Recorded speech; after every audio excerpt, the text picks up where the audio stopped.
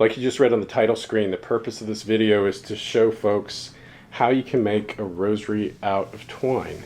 There are lots of resources for this, especially Rosary Army. They produce handouts that show you how to do this, but I'm going to show you our own special way of making it. This is something I always wanted to do, and I learned it in 2012 and I got hooked on it. So now I like to make rosaries for whatever purpose they're needed, and sometimes even when there's no purpose. And so I'm showing you one rosary here. One of the things I enjoy about making these is that there are a variety of colors you can make them with. Here you can see a few. I'm showing you just a few of the colors. There are several available. Different sources give you different colors, and you can see some are solid, some are multicolored. You have lots of options.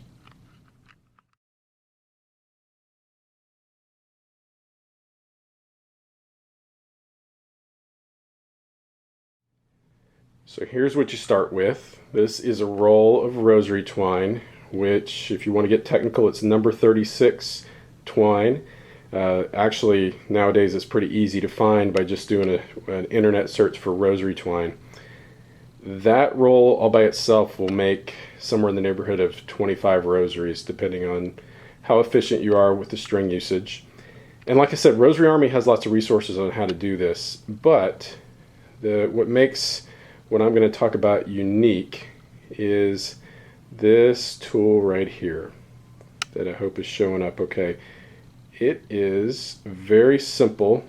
It is just a dowel rod and a piece of plastic tubing, but like you'll see as I go through this, that notched end is what makes tying the knots a little bit easier for me. You can do these by hand like Rosary Army suggests, but I like to do it this way because I'm not as nimble with my fingers, and that tool makes things a little bit easier for me.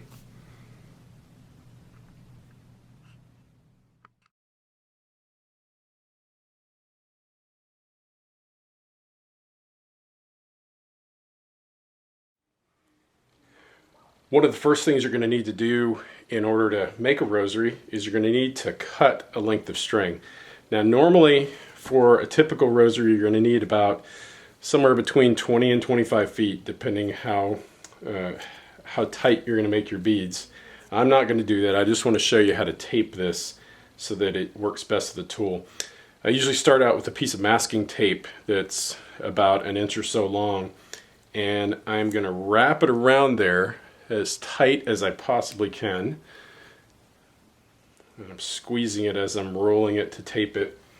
And then I'm going to cut that off, and to make it act more like a needle when I go through the tool, I'm going to cut it at about a 45-degree angle. And so you can see when I'm done, the end of this looks like, hopefully you can see that, it looks like it's got a bit of a point to it. And that's going to be helpful later on as you're passing that in through the tool.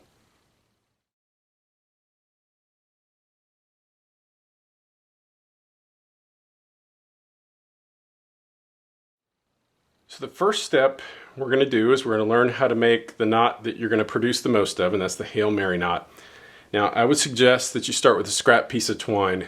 Don't start with the 21-foot piece of twine you're going to use for your rosary. So I have one here that's just a few feet long, and you're going to start by leaving somewhere between 6 and 10 inches of string that's just going to be used later. You'll see that as we move along. And the way I start, I hold it here, I hold that extra piece down here. I'm going to hold this up against the tool with my left thumb. I'm right-handed. I'm not sure if that makes a big difference, but I'll hold it with my thumb, and then I'm going to wrap it around here, and then I'm going to come back across making an X, and then I'm going to make one more loop around right behind that loop I just made. And now this whole time, one of the things, hopefully you can tell, I'm keeping this pretty taut. There's a lot of tension around here. And then I'm going to take the other end of the string. You remember we cut it so that there's a little bit of it's like there's a little bit of a needle. We're going to pass that through this notch in the tool and pull that through. And as we do that, we're going to slide this off carefully, and then we're going to pull both ends. And as we pull both ends of that string, you notice that this knot, it tightens up into a knot, and then we can push that together, and when you're done, you end up with something that's very much like a Hail Mary bead. Okay, I'm going to try that one more time, but we're going to be a little bit closer this time. So I'm holding that string up against the side, and then I'm going to go across, make an X, and then come right behind that one more time. And this is where I like to use my pointing finger to hold that down so that I don't lose any tension in the string. And then I'm going to come through here with the taped end, and I'm going to pull that tight, slide it off, and then pull it together. And like I said, you want to push it a little bit from both ends, and that's going to leave us with this knot right here, something like that.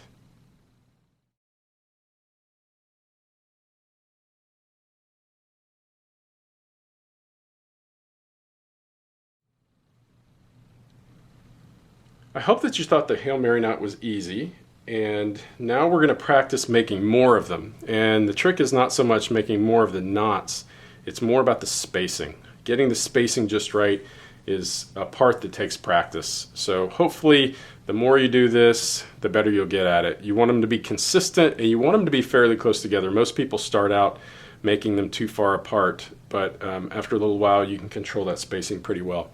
So this is what we're going to do. We're going to start just like before. We're going to hold the string up against the side of the tool, but this time you have a knot already, so that knot is going to be just below your thumb. And you're going to do the same thing once. You're going to cross over one time, cross over a second time, hold it with your forefinger, bring it through here, bring this taped into the string through the tool, tighten it up. And just like before, you're going to carefully slide it off. But now you notice it's a little bit loose, and you're going to use your fingers, your thumb and your forefinger on both hands to corral that knot.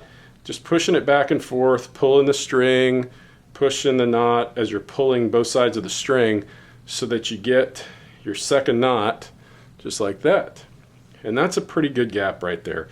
You don't want it to be too far apart because you'll eat up your string really fast, and it's very sad to run out of rosary string at the end and not have enough to finish it after all that hard work. So try to keep the spacing just like that. I would say somewhere in the neighborhood of 1/8 of an inch.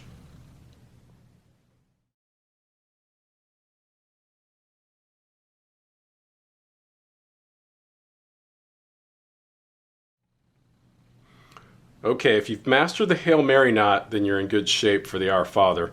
The Our Father is the same thing, just a few more crossover loops. So I'm just going to do one in the middle of this scrap piece of string. Just like before, you're going to hold your thumb up against there. You're going to wrap once, and then this time instead of crossing over twice, you're going to cross over 4 times. 1, you go right behind it, 2, 3, 4.